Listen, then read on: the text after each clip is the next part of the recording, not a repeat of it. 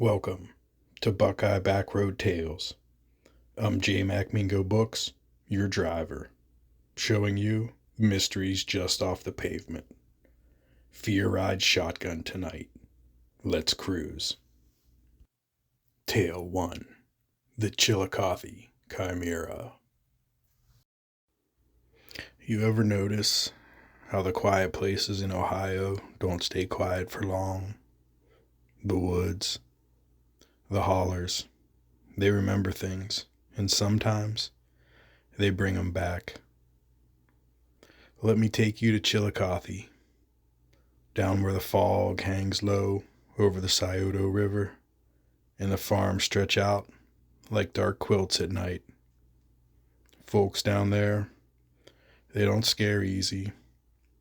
They've seen coyotes big as wolves, bobcats that scream bloody murder, and even the occasional black bear nosing around the feed and seed dumpsters. But in the fall of 1998, and again more recently, something else prowled those fields. Something that didn't belong anywhere natural. They call it the Chillicothe Chimera. The first report came from an old farmer named Earl Jennings. Good man. Hated two things: thieves and tall tales. So when Earl drove his ATV out to the back pasture one morning and found half his goat torn to pieces, and I do mean torn, he tried to explain it away. Coyote pack, maybe a feral dog. But the prints in the mud told another story. See, the tracks were wrong. One set looked like a huge cat. Round impressions, deep claws, embedded like chisels. But right beside them were hooves, cloven like a deer's. And overlaid on both were long, curling impressions like the tips of talons dragging lazily behind. 3 kinds of tracks from one direction leading to one kill. Earl described it best. Whatever it was, it couldn't make its damn mind what it wanted to be. Word spread fast in Chillicothe because that's what fear does. It moves like wind through corn. Some folks started carrying rifles to the mailbox.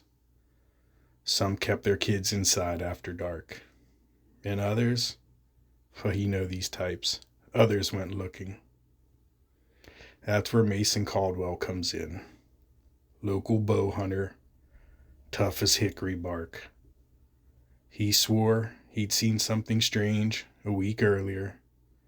Something tall, hunched, and fast, skittering across the tree line at dusk.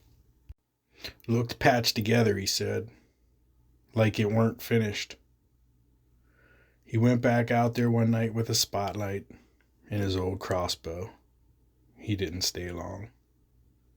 Mason claimed he only saw it for a second, but that second has never left his mind. He said the creature stepped into the beam of his light, slowly, almost curious. It had a head shaped like a dog's, but too narrow, almost deer-like. One of its eyes glowed yellow. The other was clouded, blind, milky white. The body, patchwork. Front legs that were bent like a cat's. Back legs that ended in, he swore it on his mother, split hooves. And along its spine, something akin to feathers, but broken off and rotting at the ends. He raised the crossbow. The creature cocked its head, and then it screamed. Not an animal scream, not anything you could blame on nature. More like a rusty hinge dragged across metal. mixed with a cry of something dying and something born at the same time. Mason dropped his bow. He ran. He didn't stop until he saw the lights of town. Local sheriff chalked it up to a cougar, maybe sick, maybe deformed. People tried to believe him for a while. And then the tracks showed up again. Milked cows gutted in the fields, barn doors clawed up so high no normal animal could reach. A farmer's dog found up in a tree, dead but untouched, like something had stored it for later. And worst of all, the stories of people hearing footsteps outside their bedroom windows. Not one set, not two, but three.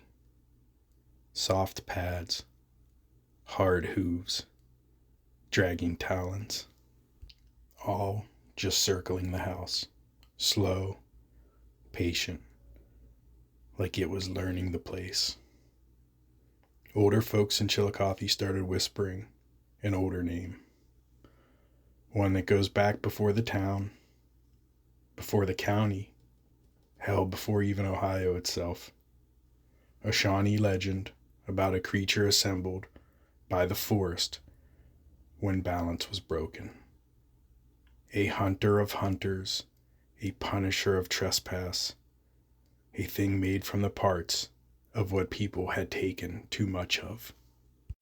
The Chimera wasn't born, it was built, and when nature's angry enough, it keeps building. The sightings died down after winter that year. They always do. But just last month, a farmer outside Chillicothe woke up to the sound of something screaming behind his barn.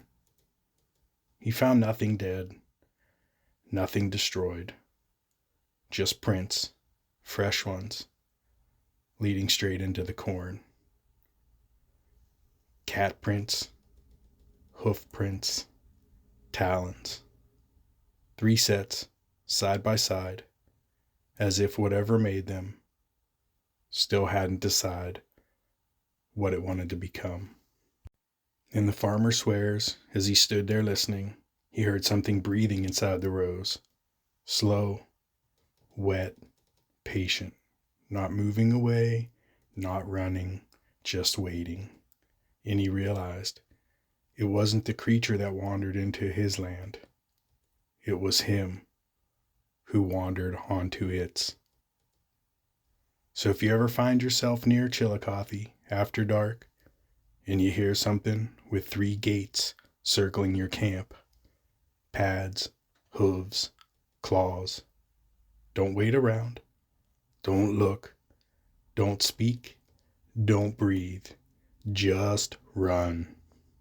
Because the Chimera doesn't stalk for food, it stalks because it's unfinished, and it's looking for one more piece to make itself whole.